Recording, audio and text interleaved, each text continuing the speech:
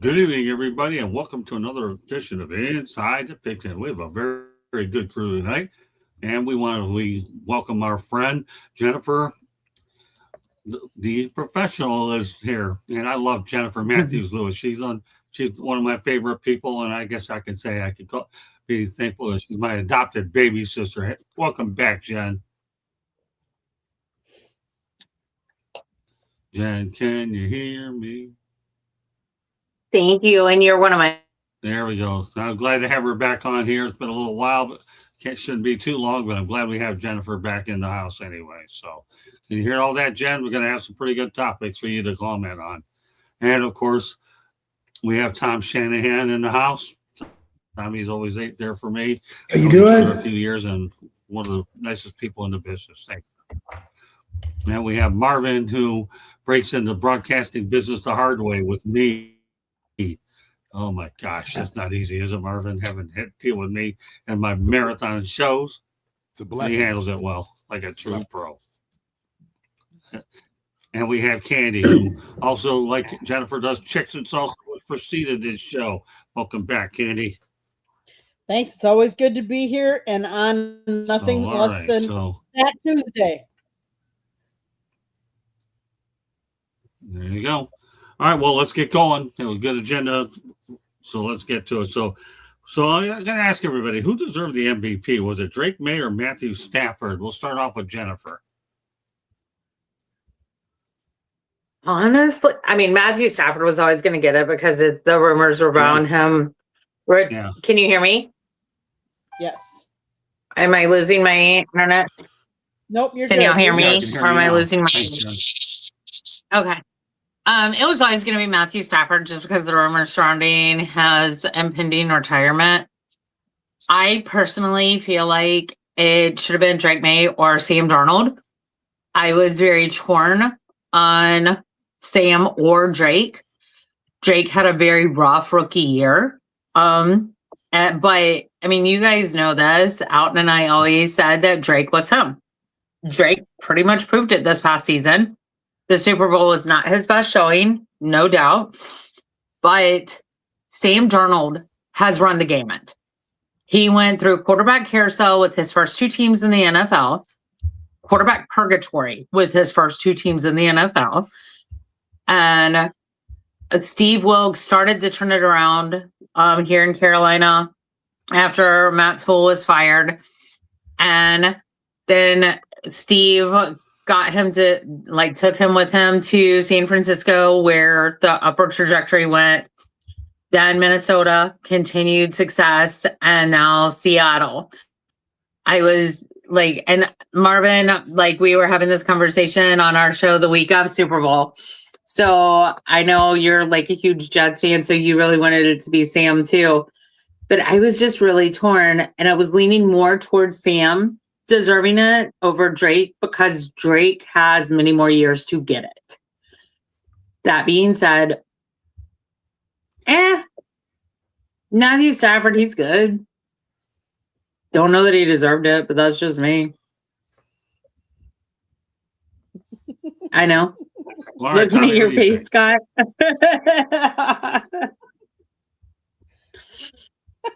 You know, I had a guy on here who yesterday, this is back to back. This guy sat there and started giving Don Mattingly the time, and I went ballistic. Throw it to me? Huh? Yeah, I'm throwing it to you. I am, but this guy here got under my skin. It don't happen much. I'm a Matthew Stafford guy all the way around, but yeah, okay. Drake May will have his days. All right, Tommy, go to you. Candy's laughing so hard because she hasn't seen somebody on a panel get to be like this character did. But he did. I'm very good at that, Candy. Remember that. Yeah, you're good at it. Yeah, that's why you got away with it and slipped in today, Jen. God love you, though. But this guy, Tommy, gets to see his character tomorrow. Go ahead, Tommy. Is it May or is it Stafford? Oh, my God. I feel like last night all over it. Really Go ahead for me. Go ahead, okay. I'm losing. I don't know what's wrong with the internet. I'm losing some May or connections. Stafford? Yeah, it seems I could have gone with any one of the three. Stafford, Darnold, or Drake May. Did they vote on it before the season? I mean, before at the end of the regular season? At the end of It's the based Yeah, on because it was for regular You know, season. Marvin? Do they vote for it before the regular season? Andrew What? asking. I think What was the Well, question? is it at the end of the the regular the question season is- before the playoffs? Yes. Yeah, I think it's decided before the playoffs, and then it's given Yeah. for the Super Bowl. Yes. Right. I would choose between Sam and Drake May, Sam Darnold and Drake May, because I don't understand. Well, I'm talking Stafford had a Matthew great Stafford, season. He not put up Sam numbers, Darnold. but he was on a Okay, just- returning good team, and the Ravens were expected to be contenders. Okay. It's fair. But Sam Darnold had to go to a new team and pick up where he left off, winning at Minnesota, and then Drake May turned a losing team. I understand they had the fourth place schedule, and that makes it easier. But still, I think Sam Darnold and Drake May did more for their team, lifting their team, than maybe Stafford. Stafford was more of they just continued what they'd done in the past. But I don't have a problem with any one of the three winning. Okay. So you're going with a three-way. You don't have a decision on any of them, do you? It's okay. Not really. I'll give I mean, you that if choice. you asked me to pick one, I would say I would. Well, especially if we're going to pick after the Super Bowl, Sam Darnold. After the regular season, I might have voted for Drake May. Okay, that's fair enough. I'll give you mine. Matthew Stafford's had to deal with back surgery, back injuries, and he still ended up taking them a long ways away. Take it from a guy who's been hammered with back problems for a long time. Back surgery suck.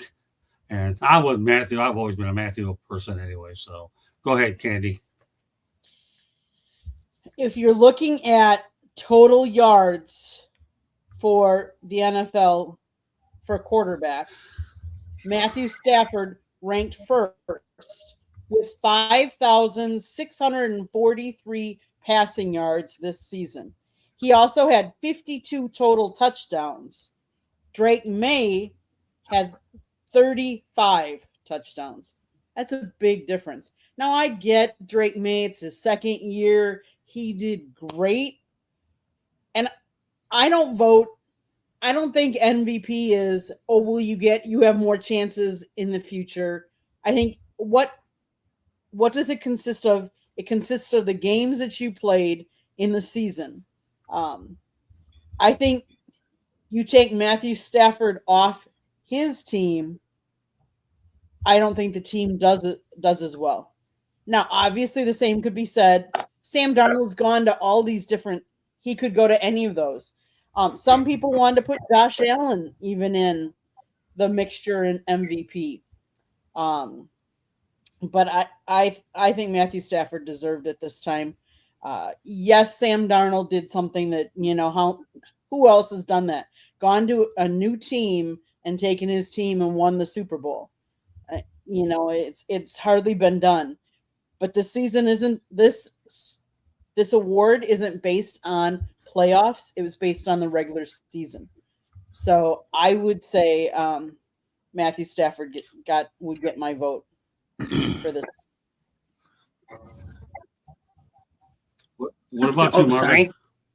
Yeah, I think you got to go Matt Stafford. I couldn't imagine what the Rams would be without him. I mean, listen, you could say the same thing about Drake May, but Matt put up just in the regular season almost 5,000 yards. He had 100 more attempts than Drake May and the same amount of interceptions, and he had 11 more touchdowns.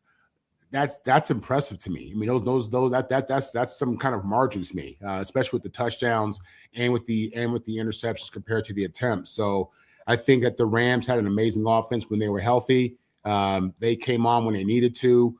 Stafford was clutch in the playoffs throughout the regular season, and I think he's in a tougher division. I think he's having to compete at a higher level against better teams. And, whereas May's playing against the Jets twice a year, the Dolphins twice a year. Come on, so Yeah, for me, Matt Stafford between the two. I want to thank Jennifer Lee Cobb for Jennifer Lee Cobb in the chat room. Great comments. Great to see you, Jennifer. Glad everything is going well with you. You're definitely a friend of the show and a very good friend of mine forever. So we appreciate that. All right, let's talk about what turned out to be a 29-13 win for the Seattle. NBC was actually fetching a record prices for their Super Bowl access of $10 million. $10 million for that. All right, Jennifer Matthews, what are your thoughts about that $10 million that NBC was getting off of turned out to be probably one of the worst games, in quite a while?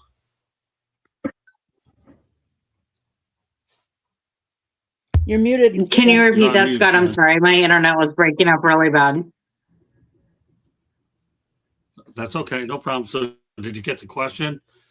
No. $10 million No. for that 29-13 win. NBC. Yeah, that was bad, wasn't it? Oh, yeah. Did I mean, you that's get the ridiculous. question, Jen? No, I'm so sorry. What's that? Okay. I did All right, not. so for what turned out to be a 29-13 win, sorry, I'm going over it with you again. No problem. So for what turned out to be a 29-13 win for Seattle, NBC actually fetched record prices for their Super Bowl 60 ad at $10 million. That's what they're going for. Isn't that absurd or what? $10 million ads for Super Bowl. Oh, yeah. It's obnoxious. Jen? I don't know why it costs so much to go grocery Yeah, shopping yes. and to the movies. Did you? Yeah, so that's insane. $10 million for that. All right, It's Tommy. ridiculous. Yeah, it's just the Keep onward, keep going. upward cycle. It's been going on for a long time. The Super Bowl just gets more expensive, and for the fans, for the advertisers, for the network, growing in popularity. And so it doesn't surprise me at all. You could double it, and it wouldn't surprise me. Candy? To watch the Super Bowl and to have an advertisement on the Super Bowl. So Yeah, that's just a boatload of money, $10 million for that. the Super Bowl on February 8th averaged 124.9 million viewers across NBC, Peacock, Telemundo, and NFL Digital, making it the second most watched U.S. show in history. While falling just 2% short of the 2025 record, the Seahawks-Patriots game peaked at 137.8 million viewers, with Bad Bunny's halftime show drawing 128.2 million. So, yes, it's going to cost you to put ads on a show that's drawing that many views. It's going to get you that many viewers viewing your ads. It's the cost of doing business. The NFL is a business. It's all about money. Marvin, you've talked about that how many times? The NFL does it better than anybody. They market themselves for that reason, and they can get, if they can get 10 million, they're going to get 10 million. Good. Kudos to them and NBC for having the Super Bowl and the big juggernaut that we call the NFL, the big business. Here you go, Marvin. Listen, football is king. Sports matter. In America, we care about faith, family, and sports. And, depending upon who you are, those are all in different orders. The way we love our teams and certain sports and certain players. People are watching the game. Now that's why these advertisers are paying this big money. This is everything. This is as big as Thanksgiving, Easter, and Christmas. It is, and we know that. We don't want to say that, but it's true. It's Super Bowl is its own holiday and probably the most important to a lot of people. So especially if your team is in it. So yeah, man. People are watching. Advertisers know how to, where to get people's attention at, because everyone's meeting together in front of the TV on Super Bowl Sunday. The ad cost is just crazy. It just shows you how much money people are pouring into this game, and it shows you how valuable these players are, these teams are, this league is, and there's no sign of anything going down. I mean, they're just, as Candy said, the NFL is a money-making machine. Nobody markets themselves better. Nobody plants better seeds. Nobody's out there pushing their brand, protecting their brand like the NFL is, And it's just big business with the NFL. It's in such demand. We love football so much, and that number is going to keep going up. And along with that, like Jen said, so are the retail prices. Because we're the ones paying for those commercials when you really think about it, right? So. All right. All right. Well, this next topic is probably dearest to me, and I have to talk about it. Okay. So give me a chance to pause for just a second, because this is something I really don't like to talk about a lot. Antoine Randall L. regrets playing in the NFL because at age 36, he already had trouble walking downstairs, would have memory lapses, along with other health scares. He says he would have chosen to play baseball and was even drafted by the Cubs in 1997. Tommy, you ought to like this one, pal. Kirk Gibson had won 2 World Series with the Tigers and the Dodgers going that route. People, this is a violent sport. That's all there is to it. I just hope Antoine Randall L. does not have the dreaded words CTE. Are you throwing it? Yeah. Are you throwing it to me? You want me to go? Yeah, I'm trying to. Yeah, Antoine Randall L. Do you have some? Yeah, I am. That's why I'm calling on you first, Tommy. Because here's the thing: I didn't know Kirk Gibson bypassed. I didn't know he had. And now. Yeah, I didn't know he had. I didn't know Antoine Randall L. He was a great football player. Yeah, he was unstoppable in Indiana. If he'd have been on a major program, Ohio State or some other program, he would have been a household name. He was such a great player. I didn't know that he had a baseball option, but that's exactly the reason Kirk Gibson picked baseball over football. Right. Not just the injury factor, but he also knew he would have a longer career in baseball. Baseball players have longer careers than football players.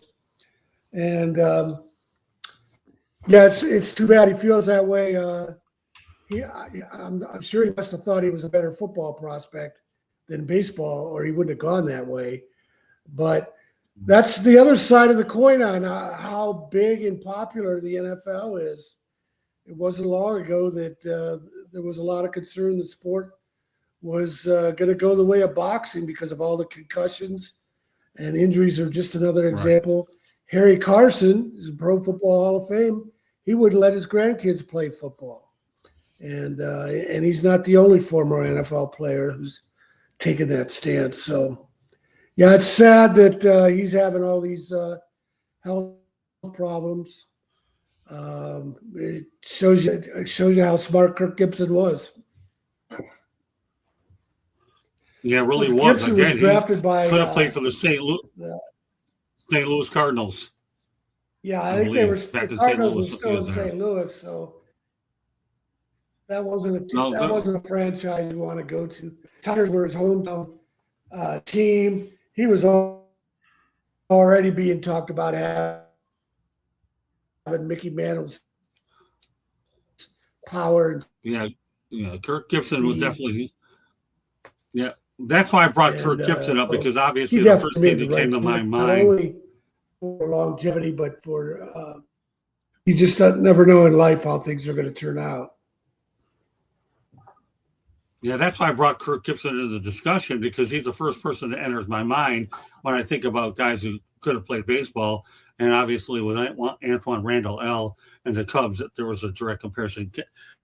Again, head injuries, concussions. Jen, you've been around me a while. You know, I'm dealing with this all the time, every day. It's hard for me to deal with. What are your thoughts about the Antoine Randall L. story? Oh, it's terrifying. My husband doesn't even remember 2024.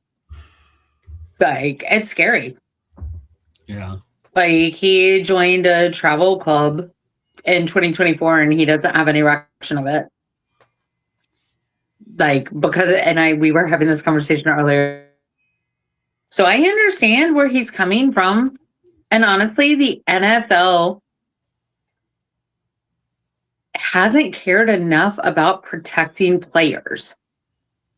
It's just been in the last 5 years that they made helmet to helmet and an ejection.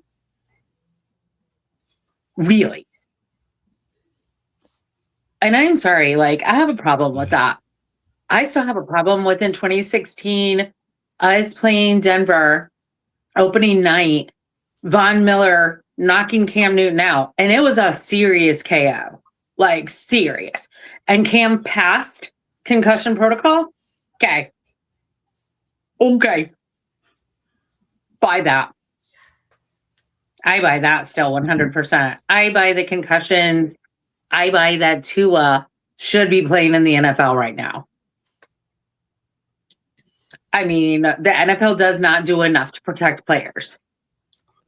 Have they implemented the special helmet that was created for Luke Kuechly? No. The NFL hasn't done enough to protect their players. And it bothers me. And it's bothered me since before I've been through what I've been through. And since before I knew you, Scott, with all your head trauma. And I'm not being light with that because I know it's scary. It's traumatizing. And I don't use that word lightly. It's got to be scary. And it's got to be scary for you. I know it's scary for Candy, I'm sure, when she's like, when you forget something that you said 5 minutes ago. I mean, yeah, I know that's yeah, I can get where he's saying that. You know? I mean, give a shit. Actually care. Right. And I'm sorry, I don't care what anybody says. I know you and I have had our conversations and we are kind of on opposite sides of the fence when it comes to Cam, but I firmly believe it is because of Cam that our quarterbacks are protected to a higher level in the NFL now. And before that, it was Brett Favre to a degree and Tom Brady. And before that, it was Joe Montana. And before that, X, Y, and Z, you know, but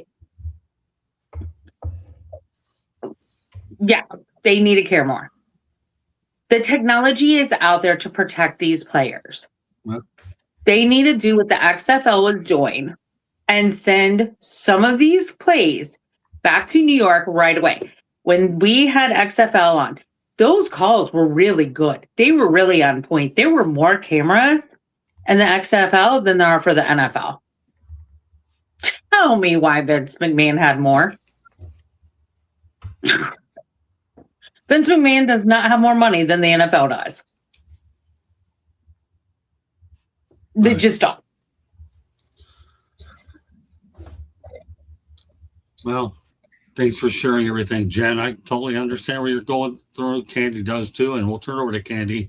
He's had injuries, and Antoine Randall L. I wish him the best, and I can certainly appreciate where the guy's coming from. Go ahead, Candy. So the one thing I didn't know about Antoine Randall L. is he not only did he play college football as a quarterback for who? The Indiana Hoosiers, who just won the championship, but he also played basketball and baseball for the Hoosiers. So think about that. He played with the Hoosiers basketball, which was, I mean, let's face it, back in the day, Indiana, the Hoosiers basketball team was it. You know, but now they've put them on the map. He was selected by the Pittsburgh Steelers in the second round of the 2002 NFL Draft. He played with the Steelers for 4 seasons as a wide receiver and return specialist. He was active in all 64 regular season games.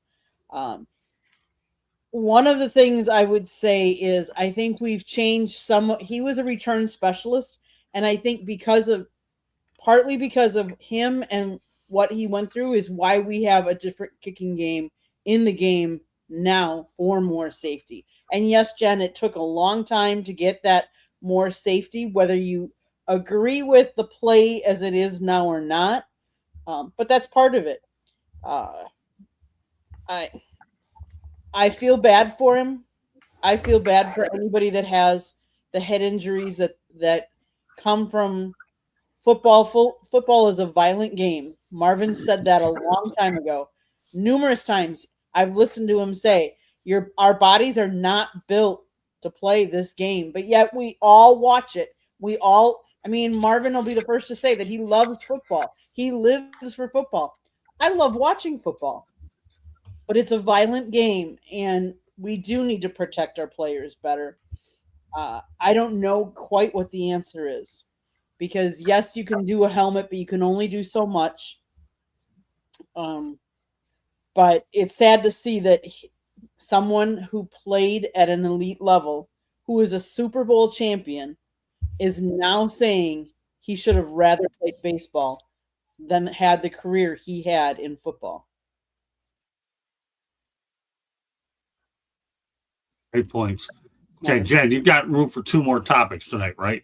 Is that all you have? I know you have about 30, 40 minutes or so. Is that usually what you have on a Tuesday night? So I got 2 after Marvin. Oh, or how much time do you have, Jen?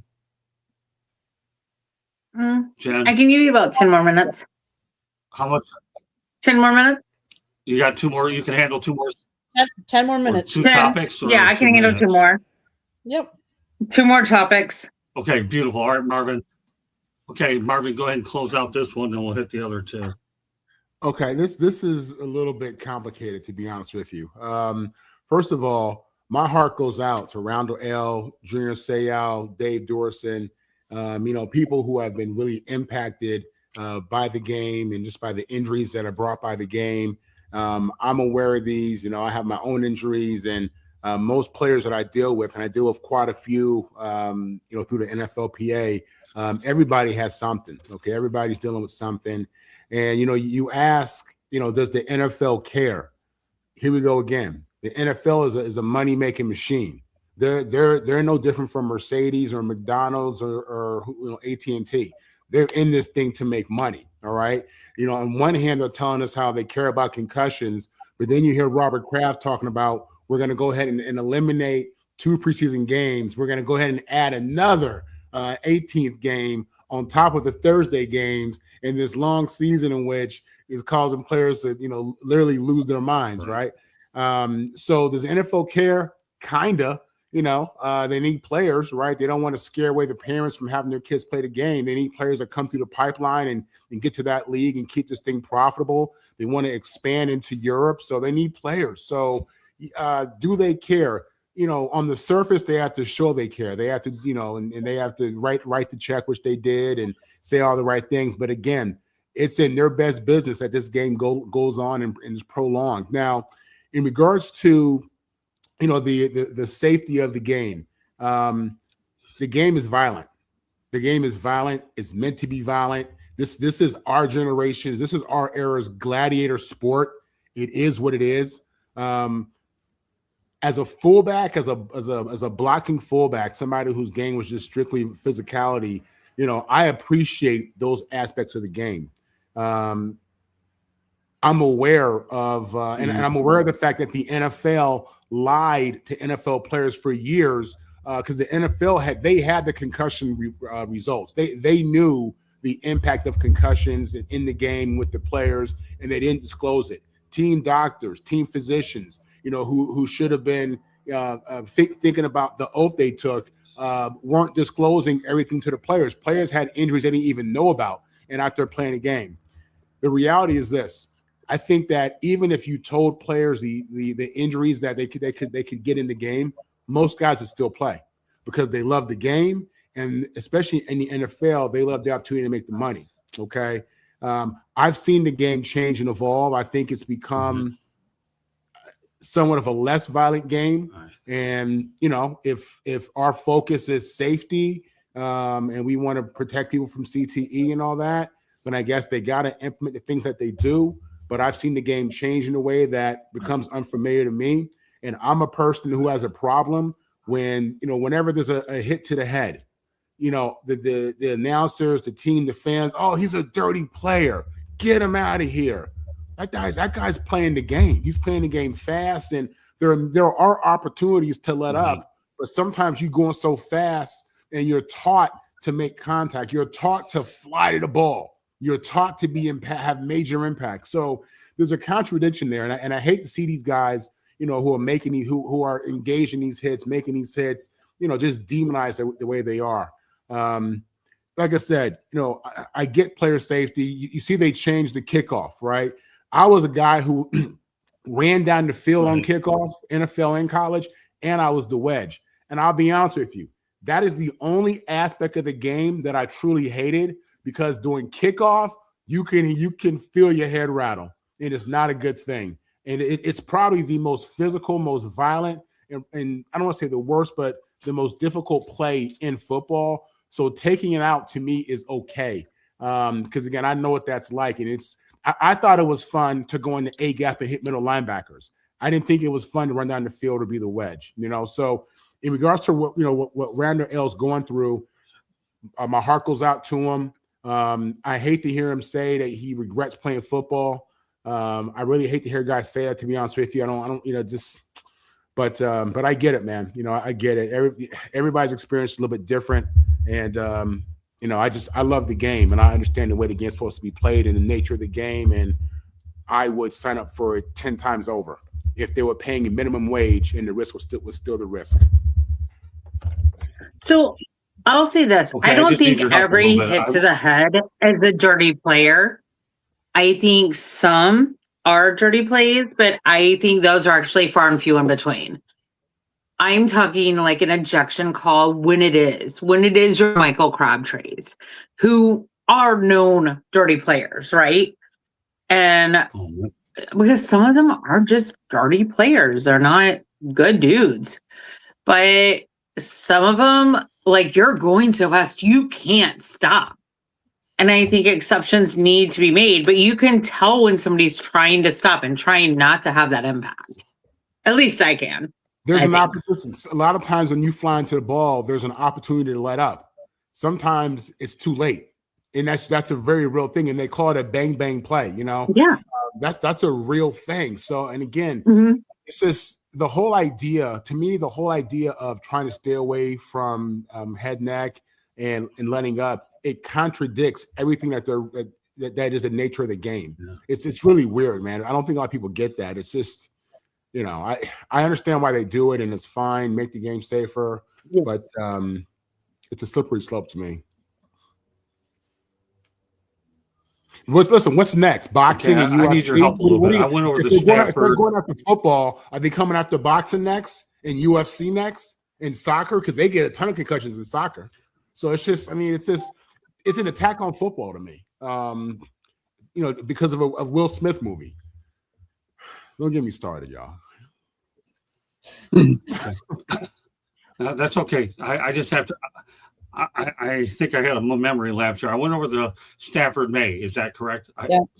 Subject earlier, right? Yep. I think I did. But all right. Yes. I just kind of forgot a little bit.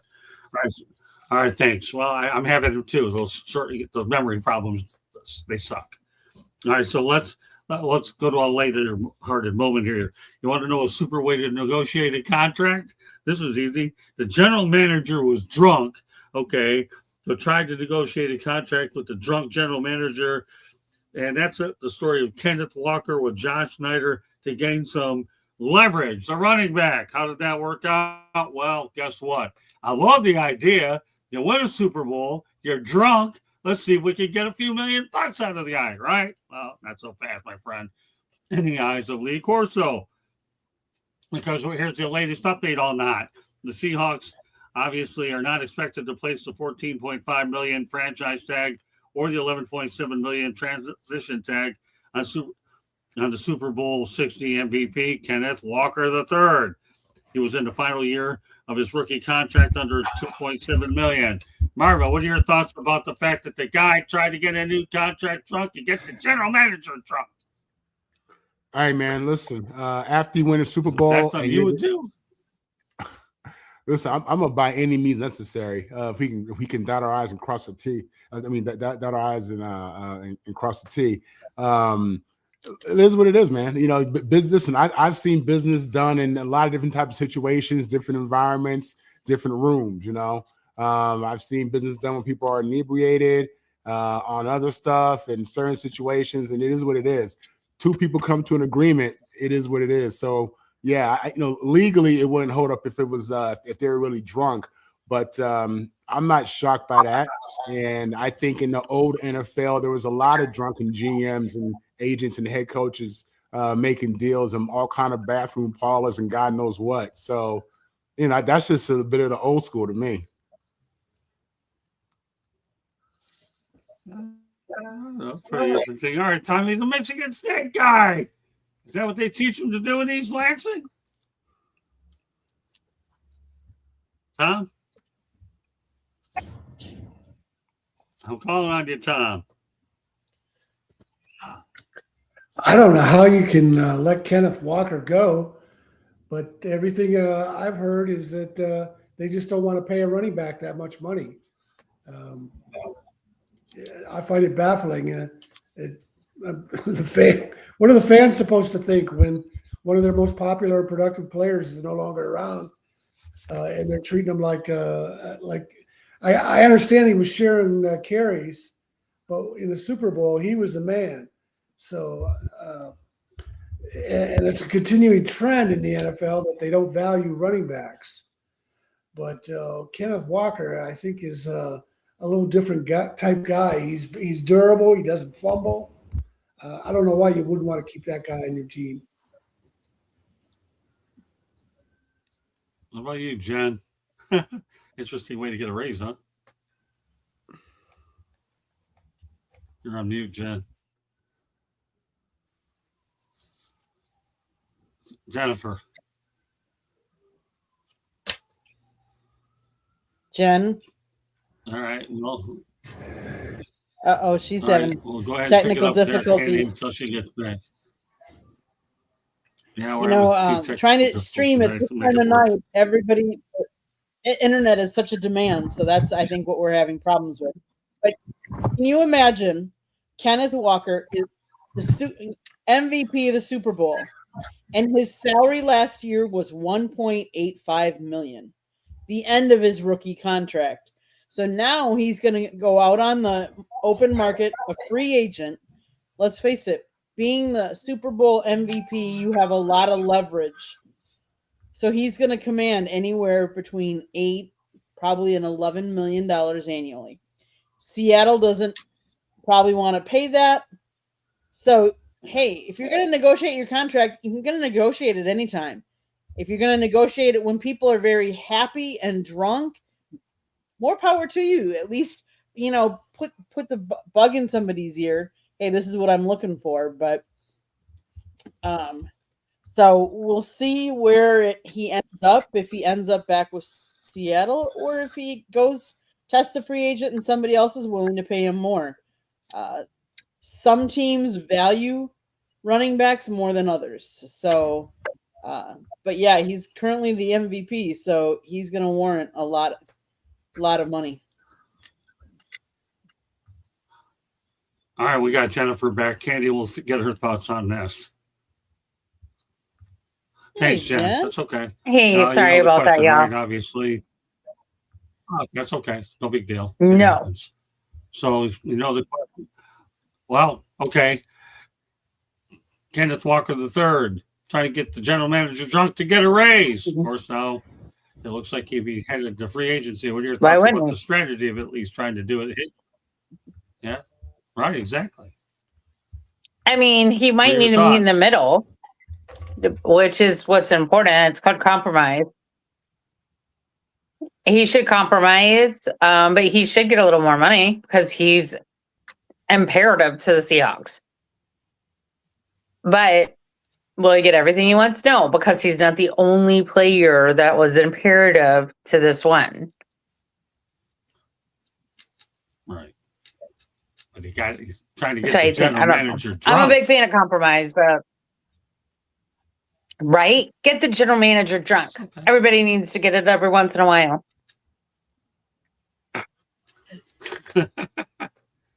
You're getting me ready for a strawberry margarita. Candy, I got to get out of here and get me a few of them. It doesn't seem like any of my other sleeping medications will work. What's a smart margaritas? I got enough medications anyways to keep me drunk, and nothing will stop them except a baseball bat. Who knows if that would even work these days? I don't even know. Sorry. Well, You're funny. Okay, Marvin, what are your thoughts? Well, thanks. Well, I was hoping to be a comedian in my younger days, but I just fell into journalism and broadcasting. That's all. All right, Marvin, have you had a chance to talk about this? You ever tried this tactic before? No, I said earlier, I haven't, but I've seen a lot of business done in different situations, man. So I don't think it's crazy. I think it's more normal than you think. You probably know that. You've been around a long time. And by any means necessary, man, get your money.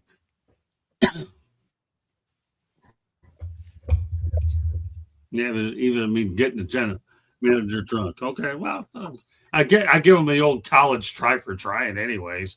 But as the numbers point out, the Seahawks are going to try to get some other players, and he wasn't given the transition tag or the franchise tag nonetheless. And our final topic for Jennifer, should she get back on, is this. There were more Indiana fans than Miami Hurricane fans, according to Pete Thamel. Some were saying that it was closer to 70% with the Indiana fans. Marvin, what are your thoughts about that?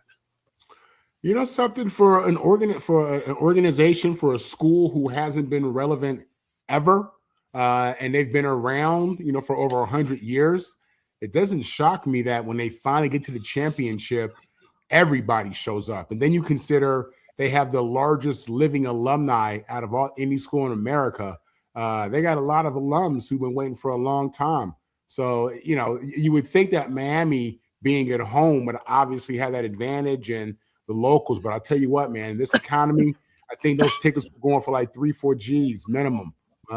It's tough on people out there. So, yeah, it doesn't really shock me at all. This is something that the people of Indiana got together and they made it a mission. I mean, this is a big deal. You got generations of Hoosiers who've been waiting for this moment. So this is just how powerful sports are in our lives. You know what I'm saying? This ended up being, this mass exodus to Miami for the night of the championship. The state of Indiana was empty because everybody was in Miami, Florida, and you saw it. Yeah, that sure was. It was definitely incredible to see the Hoosiers who haven't done anything dominate Hard Rock Stadium. It's just hard to believe that, what a lot of other teams couldn't do, they did manage to do, and that beat Miami in their home park. We know Louisville did it, but, that was during regular season. But Indiana beating everybody big time, and now you had 70% of them there doing it. Tommy? Yeah, one of the other stories about Indiana's rise was it was only 2, 3, 4 years ago before Signetti came, and for a long time, for many years, the stadium was half empty. And I heard one commentator on a radio show talking about how his niece went to Indiana, and she said they would never go into the game. They would just party out in the parking lot. So they've gone from not being able to fill a 50,000 seat stadium to that kind of attendance at Miami. And remember, they'd been on the road for that was their second straight week in a row.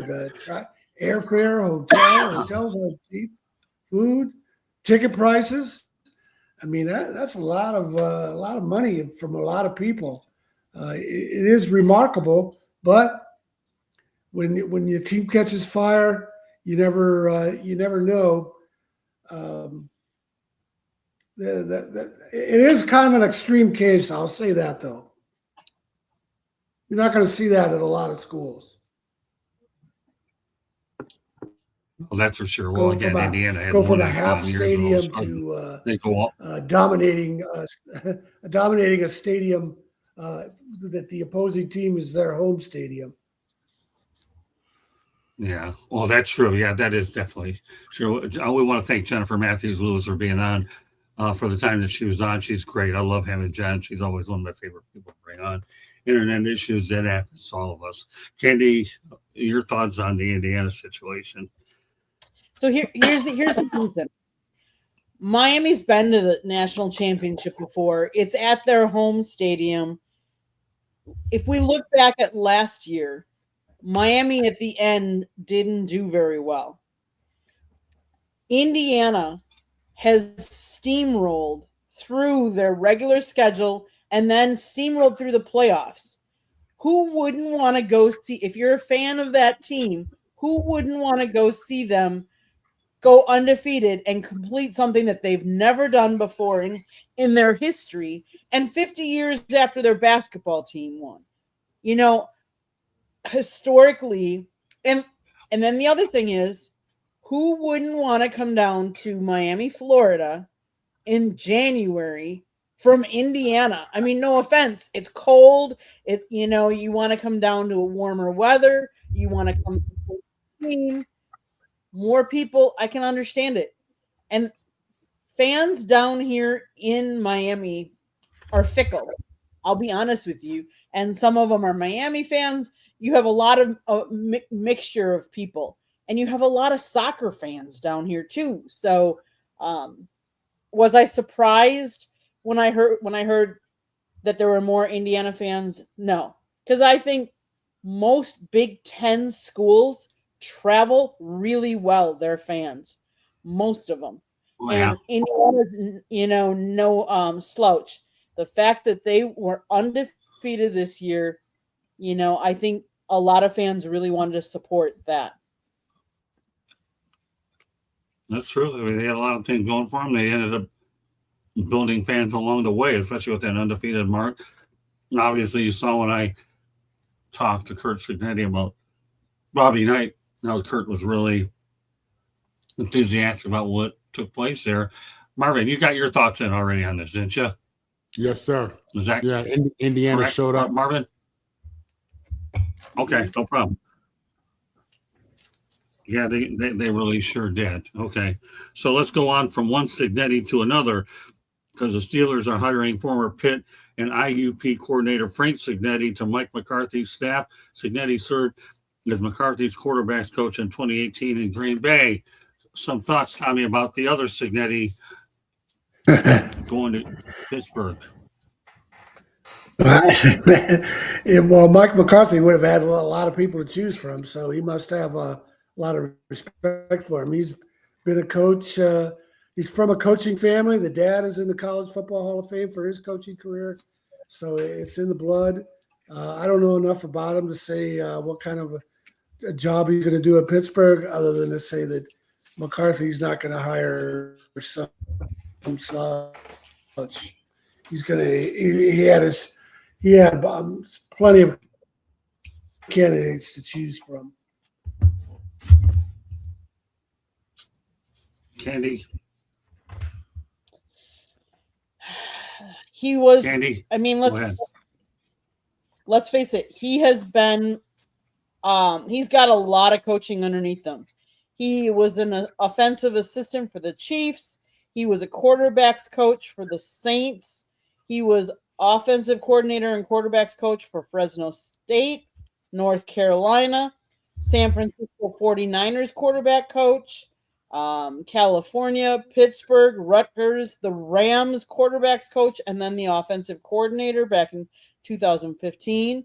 He was the Giants quarterbacks coach from 16 to 17, the quarterbacks coach for Green Bay in 2018.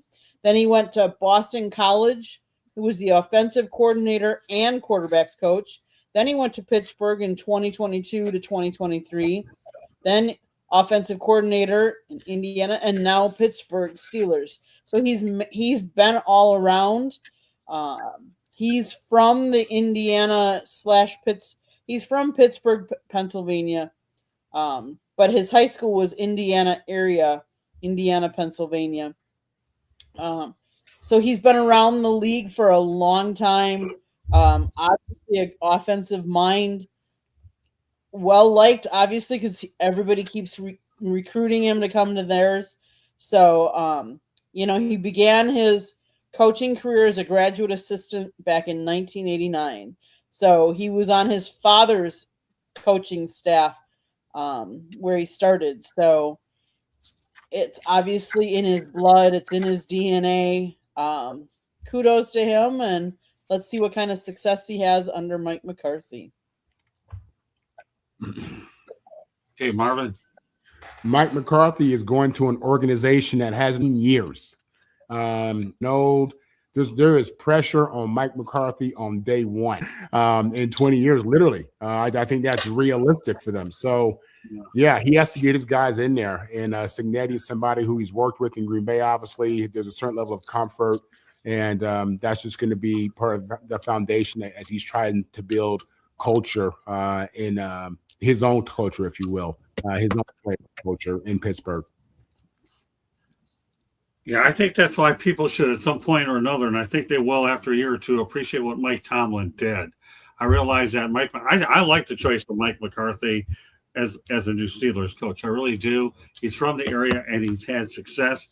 You have a lot going for you there, but still, Mike Tomlin is the guy that they will appreciate over time.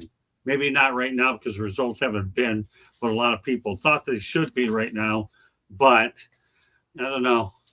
But you're right, Marvin. You have to get all your familiar people in, and that's what they've done. So everybody's spoken on this. Is that correct? Tommy, you spoke on Kurt? You talked about Frank too. Is that correct, Tommy? Yeah. You spoken on this one, Tommy? Correct. Okay. Just making sure. Sorry, folks. I'm having a few memory issues myself tonight, so every now and then I have nights like this, but it is what it is. I'm trying to fight through this Alzheimer's. I have nights that are a little better than others. Tonight's just one of those nights that I'm struggling a little bit more. So thanks for your patience. So really, really, really appreciate it. And I thank my crew members for being even better about it as well. So with that said, guess what? First game for Northwestern. They are set to host Penn State at the new Ryan Field in its inaugural game on October 2nd.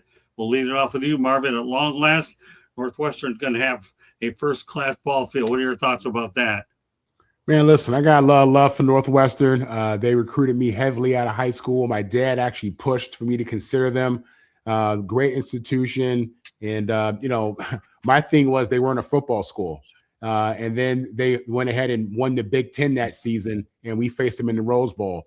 I'm happy for them, man. I'm happy for them. I'm happy with NIL that schools like Northwestern can get players in there, make it competitive. They've done a good job. When they had Pat Fitzgerald, they had, a nice little run. They were very respectable. And now that they have facilities, new stadium, opening up against Penn State, that's an ambitious move there. But like I said, in this new transfer portal NIL era, they may have success in their new stadium against the Penn State Lions, who are looking to get to the playoffs this year. So we'll see. But good for Northwestern. Candy? Yeah, I mean, kudos to them. The new Ryan Field, Northwestern's new football stadium is set to open. The privately funded state-of-the-art facility is being built on the site of the former stadium in Evanston, Illinois, and is designed to offer a more intimate and modern fan experience. Seating capacity is only supposed to be 35,000. That's a reduction from the previous stadium's capacity, aiming at, again, a more intimate and engaging experience. Kudos to them. Kudos to them for picking Penn State as the one to open it with. There are some bigger schools that they could have opened it with. I'll be honest with you, the more likely, though, they'll have a better chance of winning against Penn State than some of the other Big Ten schools that they could have opened it with. Yeah, we'll talk more about Penn State during the offseason. We had so many coaching changes, it was difficult to get to them all, but Penn State's one that I really want to talk about. I think I talked to a Penn State guy up in Mobile, right, Candy? I believe. I'm not sure if I did or not, but we'll see. But nevertheless, it'll be an interest or a guy that we'll have to see. But all right, Tommy, your thoughts about what's going on in Evanston with the reducted stadium with Penn State as the opponent? Yeah, well, they've needed a new stadium there for a long time. They've been trying to dress up their old stadium. It was a dump for many, many years. And the other problem they have is opposing teams, especially from the Big Ten, place like Michigan State or Ohio State, with a lot of alums in the Chicago area, the stadium. It'll be a home game. I know I've been to when Michigan State played at Northwestern. It was like a home game for Michigan State. So they're smart to only have 35,000 seats because they're never going to have a bigger fan base following than that. But that'll be their other challenge, is to get more home fans to the games so they're not overtaken by the visiting team. And I don't know if they should have considered, since it is only a 35,000 seat stadium, their basketball arena also has been out of date for decades. I don't know if they should have considered just building a dome, a smaller dome, a 35,000 seat dome, play football and basketball there. That's an interesting point. I like that, Tom. I really do. I mean, Syracuse actually plays football and basketball in the same arena over what used to be called the Carrier Dome. But I think that dome was actually good for 50,000 for football. But that's still an interesting idea. What do you have, Candy? One last point that I want to make. Candy, the new stadium opener against Penn State on October 2nd marks exactly 100 years to the day that the original stadium, first known as Northwestern Stadium, hosted its first football game in 1926. So it's 100 years to the date. Interesting. Well, again, Marvin, Northwestern is a journalism school. And Correct. Obviously, you're right. Football wasn't quite there, but if it were now, it'd be pretty good for you because now you're into journalism and you're into football. But back then, it wasn't quite the way it is. So, yeah, more power to them. I'm glad that they got that new building up there. And they made it work on the lakefront, Lake Michigan, but I'm glad they're getting that straightened out. Let's continue on. The Rams will play the 49ers in Melbourne, Australia next season in the NFL's first ever game in Australia. Marvin, some thoughts about the Rams and the Niners playing down under? I'll tell you what, those players are not looking forward to that plane ride, man. They are not looking forward to that trip. I know you got some boys, some of them country boys don't feel comfortable going over all that water, flying over. You look down, you don't see land. Listen, I think it's great that the NFL is expanding. I love it. I'm sure they're going to sell out if they haven't sold out already. I don't know if tickets are available, but it's going to sell out. I'm sure they're going to make it a week-long event and make it special for the people down under.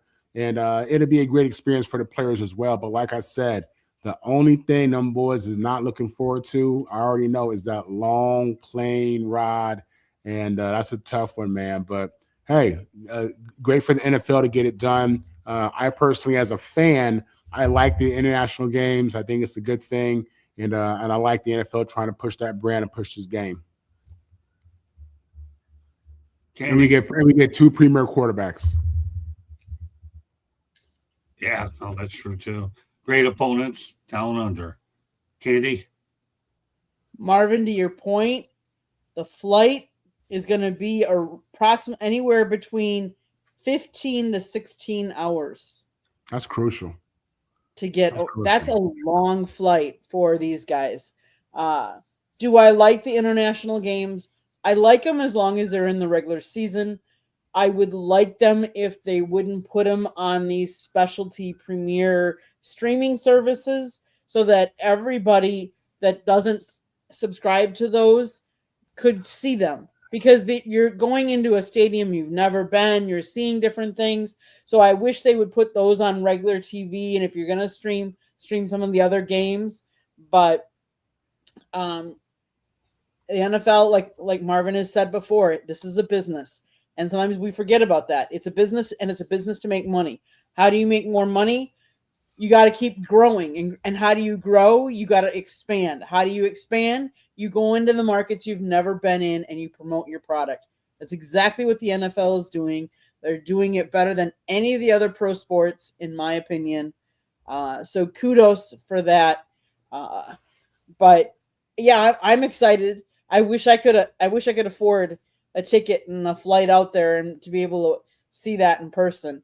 And it wouldn't matter to me what teams you're going to put out there. But kudos to the NFL because I do like that. Oh, it's called bucket list, Candy. Don't forget that bucket list when you go to one of those. I haven't been to one, but for a while I did aspire to do it with the Jacksonville Jaguars in London. It never worked out. But I was actually, my buddy Dan Edwards was going to help me do it, but he retired too quick. Dan, love you though. All right. But anyways, Tommy, your thoughts about the NFL going down under? Well, I'm not surprised the NFL is playing a game in Australia, planting its flag on another continent. I am surprised it's the Rams and 49ers, though. I mean, it's two rival franchises, and I'm surprised either one of them would give up their home game. I don't know which one they did. But usually you don't see the marquee matchups, the traditional matchups like that going overseas. The NFL just keeps expanding its reach. We've had college games in Australia. I think Stanford and Hawaii played there a couple years ago. But there's nothing surprising about it. The NFL has no boundaries. Okay. All right. Well, tell you what, Ravens owner Steve Bisciotti says he's willing to give the next coach 5 to 6 years to win the Super Bowl. All right, Marvin, you think that's enough time? I do, because the Ravens are loaded. They got their quarterback. They have their running back. I mean, they're bringing back many of their key players, and the most important portion of that is the quarterback, Lamar Jackson. I mean, he's the guy now. He wasn't the reason that they haven't been to the Super Bowl recently. In the playoffs, they've had some drop balls and fumbles, and they've had other players outside Lamar not show up the way they needed them to. Whereas Lamar has played spectacular in a lot of these games, particularly the last playoff game or the game that they lost to the Steelers in. But 5 to 6 years, I don't think he'll give him 5, 6 years. If that dude doesn't look like he's competent in the first 2 years, he'll be out the door. They're not. And Steve would just cut that check. They got too much on the line with Lamar. They got way too much money invested into that team for them to have to wait, 4, 5, 6 years for the playoffs. This is right now, So I'm hearing it. I think it's just him trying to, show support and let the coach feel some kind of level of comfort. But nah, this is a what have you done for me lately type of situation. No NFL organization is putting that kind of money out and waiting 6 years. He'll be out in 2 if this thing doesn't go right. Candy? Lamar Jackson is 29 years old from Pompano Beach, Florida. 5 to 6 years, you're talking 35-year-old quarterback. He's not going to be able to move the way he is now. So they're in a more of a win now mode. Let's face it. How many teams have given their coach 1, 2, maybe 3 years? And those are coaches that don't have the talent that the Ravens have on their team right now. He's not giving them 5 or 6 years, because if they don't win it before then, I don't see Lamar winning it.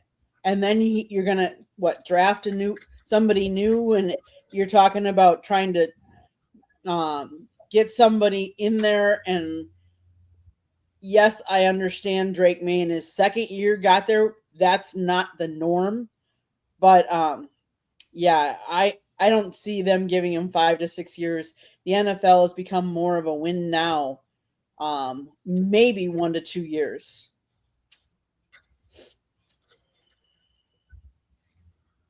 Okay. Tommy, what do you think?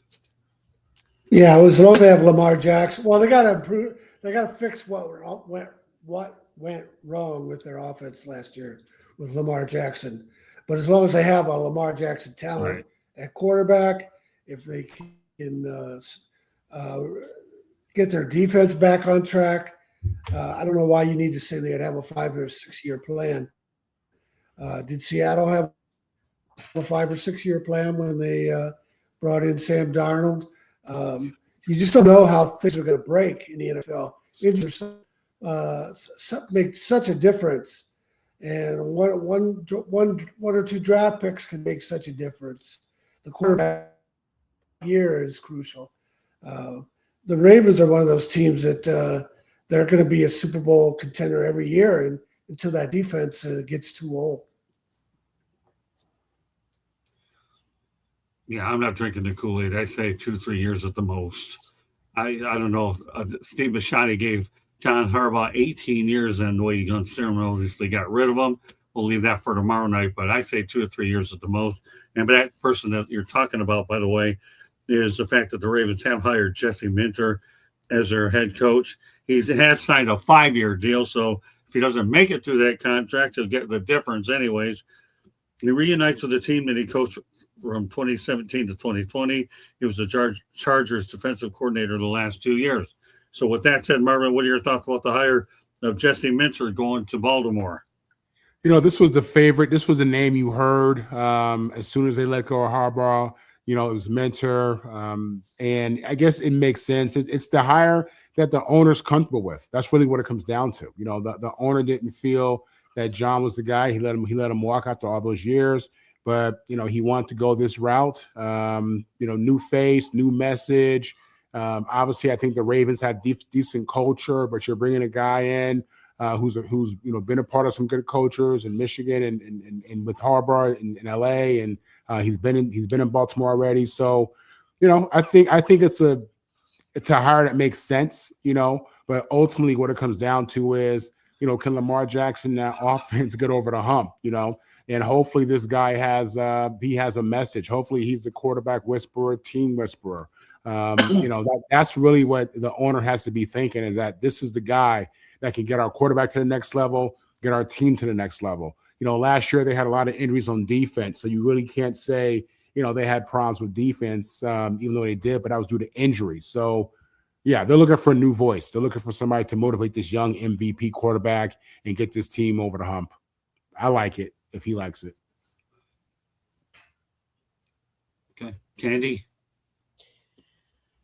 Your coaching style has to agree with who's hiring you.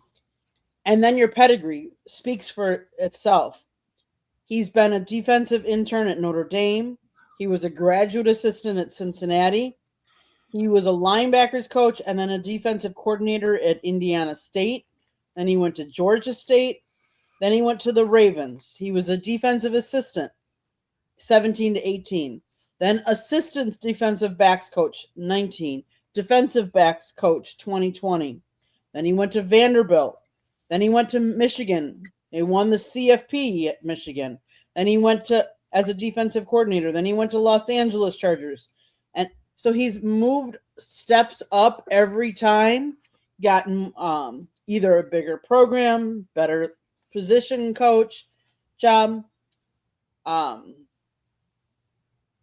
But the one thing I will say, we have said here, there are times coordinators are better as a coordinator.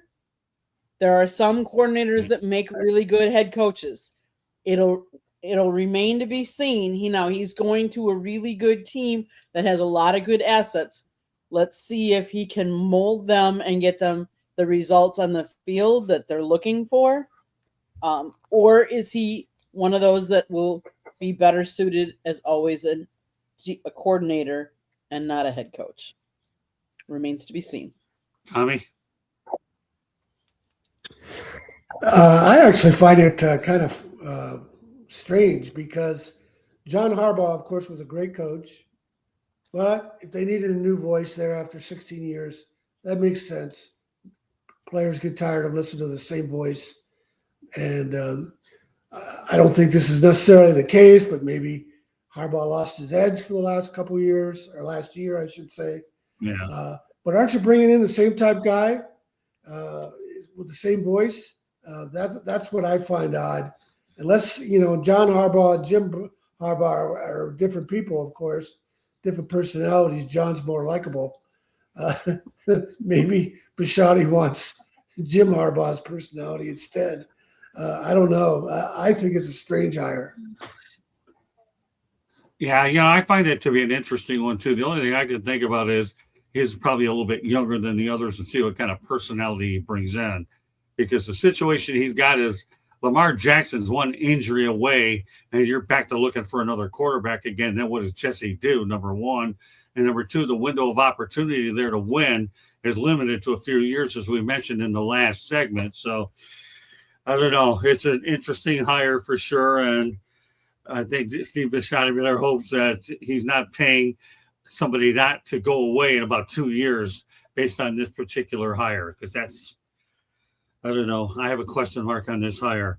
I have a topic that every one of us is going to talk about tonight, and I might bring it back on next week's show for a few people that were unfortunately unable to make it, but it's just too good to not talk about it. And that's this. Louisiana has had 7 quarterbacks in the Super Bowl in Super Bowl history, and they are only behind California with 13 and Pennsylvania with 9. Those individuals include Peyton Manning, New Orleans, Eli Manning, New Orleans, Jake Delhomme, Bo Bridge, I guess Bro Bridge. It shows you exactly what my French is all about, and I'm going to Paris. Go figure if I can figure that language out. Terry Bradshaw from Shreveport, Doug Williams from Zachary, Stan Humphries from Shreveport, and David Woodley. There's a name in the past, right? Shreveport. So I'll tell you one thing. That's pretty amazing for the state of Louisiana, Marvin, to have that many quarterbacks actually start in the Super Bowl. I'm not really shocked. Listen, when it comes to high school recruiting, I think traditionally people will tell you California, Texas, and Florida is where everybody's at. Georgia absolutely is in that list. But the school that people sleep on, the state that people sleep on because of its size is Louisiana. But I tell you what, per 100 or 1,000 players, they probably have some of the best talent in America. And this is why you saw Brian Kelly leave Notre Dame to go there. This is why you saw Lane Kiffin leave Ole Miss to go there.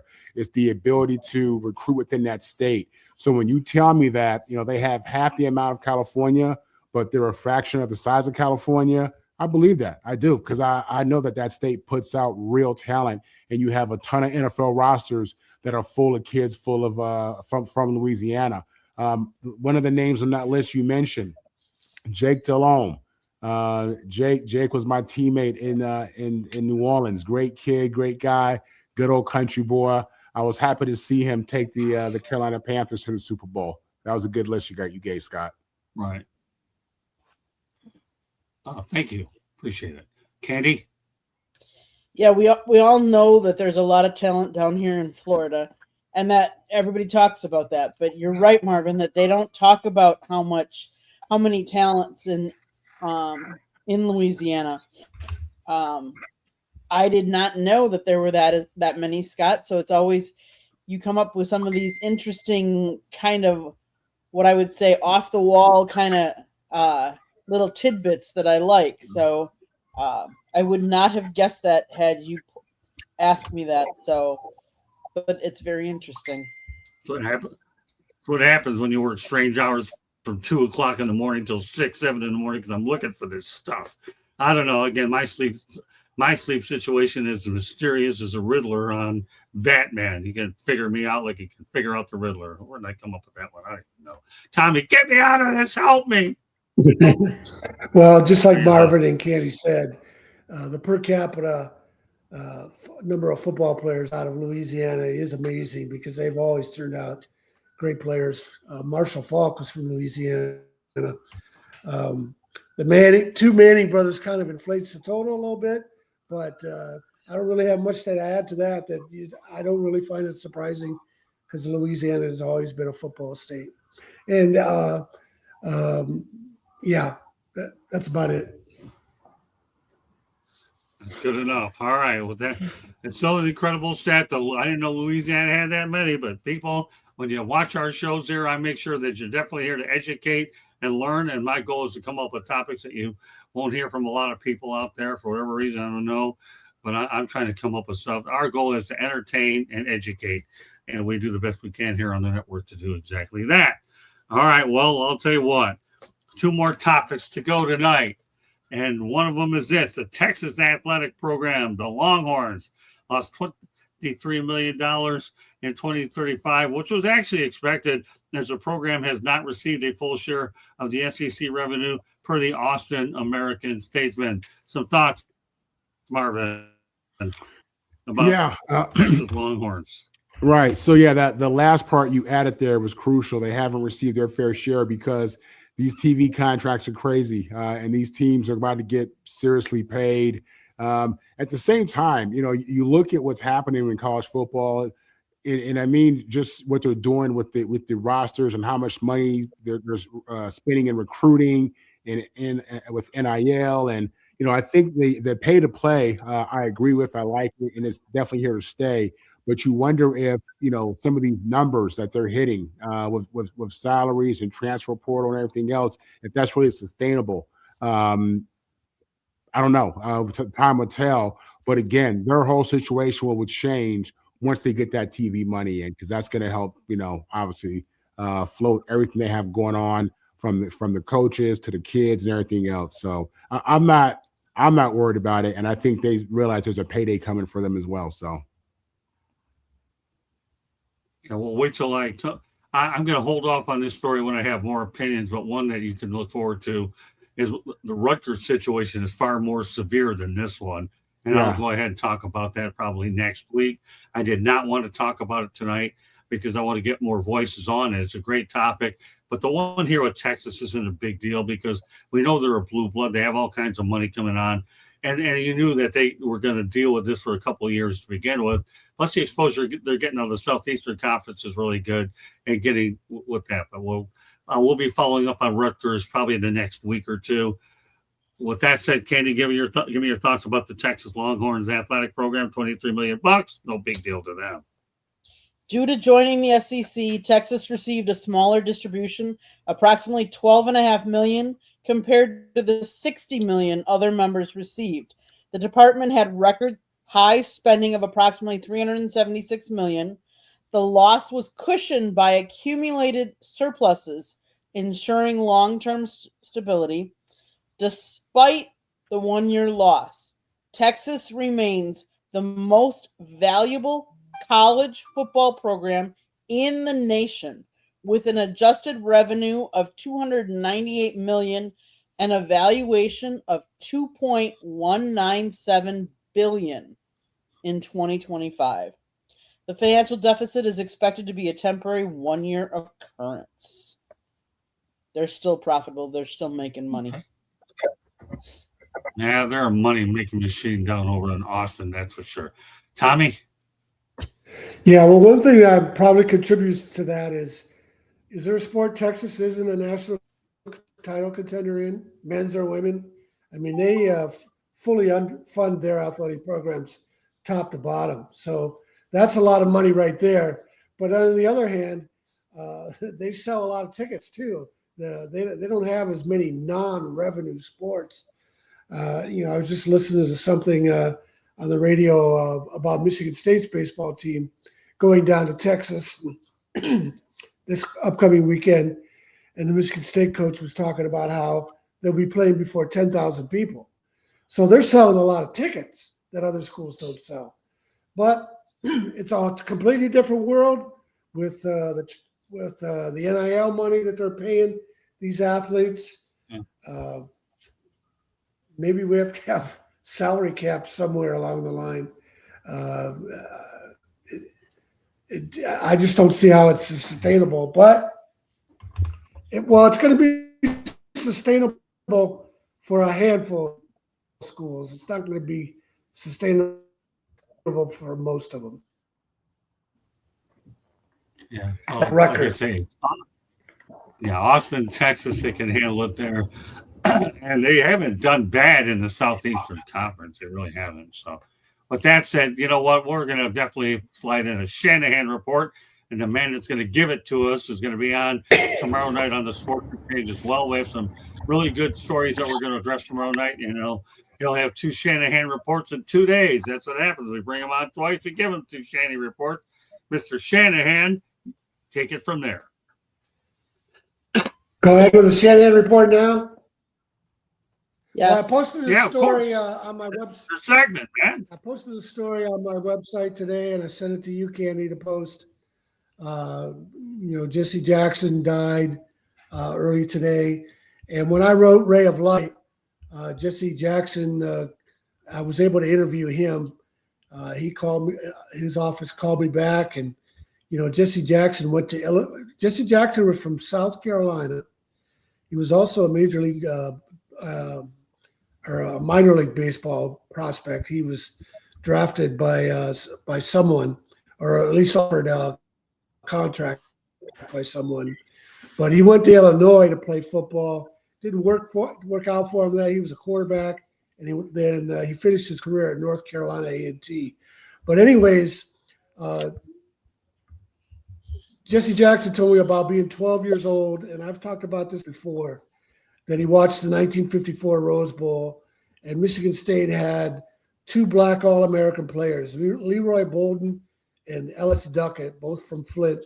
Both scored touchdowns, and there were very few black players in those days in college football. And Michigan State was pretty much adopted by a lot of black fans from those two Rose Bowl games in 54 and 56. And Jesse Jackson was talking about the Michigan State teams of the 50s and again of the 60s because Jesse Jackson was a quarterback. He talked about Jimmy Ray and how much he was pulling for him to succeed because he knew the pressure he was under. But I have a lot of quotes. They're in chapter 1 of my book. And I also wrote this part in the acknowledgement because Jesse Jackson kind of opened my eyes about how Michigan State's Underground Railroad began with the respect they had in the South among black high school coaches. And I wrote this, Jackson emphasized to me the importance of black athletes simply being seen on television in a positive role, particularly a black quarterback such as Jimmy Ray, in an era when positive role models were otherwise non-existent or portrayed negatively. And so that's why Michigan State stood out to Jesse Jackson. That's why he cheered so hard for Jimmy Ray to succeed, because he knew the pressure he was under. Great stuff. We'll look forward to another Shanahan report tomorrow night, Tom. Okay, around on the Sports Exchange tomorrow night. It'll be followed by preceded by the Marvin, Motor City Madmouth, and Marvin on the Mike show. That starts at 8:00 p.m. Eastern Time. Marvin and I have a double header. And, of course, Candy Evelyn gets to produce a double header. So, great stuff. All right, with that said, Marvin Powell, let everybody know how they can get a hold of you. Yeah, you can catch me, Marvin Powell III. My handle is Marvin on the Mic. I'm on all the major social medias. You can catch me here throughout the week with South Florida Tribune. Do 5 shows with them. You can catch me twice a week with Locked On USC, and there's some various shows where I appear as a guest. Sounds great, Marvin. All right, Tom, let everybody know how they get a hold of you, my friend.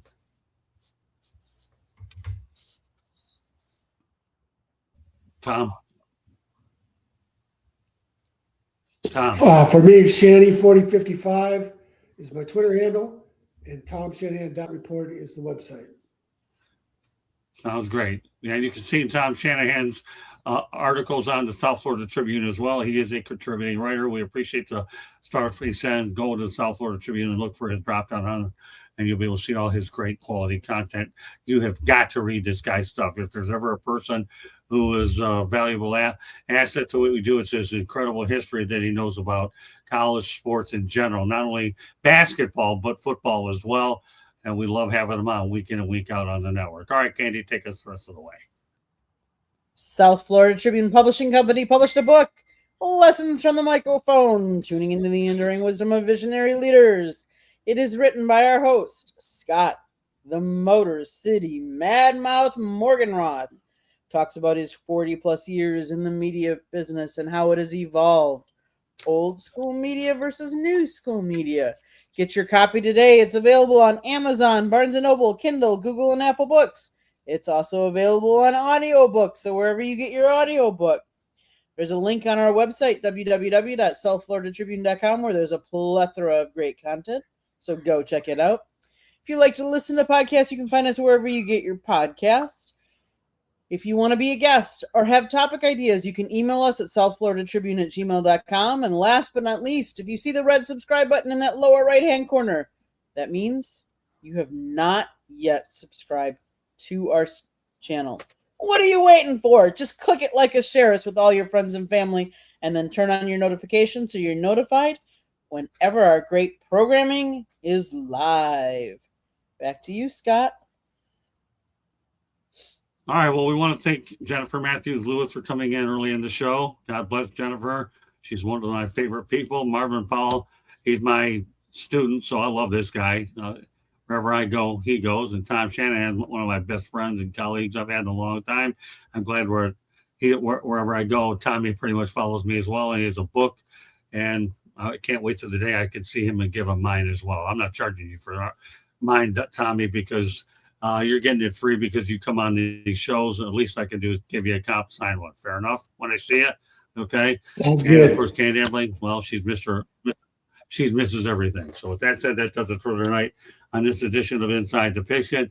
On behalf of Jennifer, Marvin, Tom, and Candy, my name is Scott Morgan off the Motor City Madmouth. Thank you for joining us. And if you want to replay this show, there's a lot of information. Please feel free to do so back on YouTube.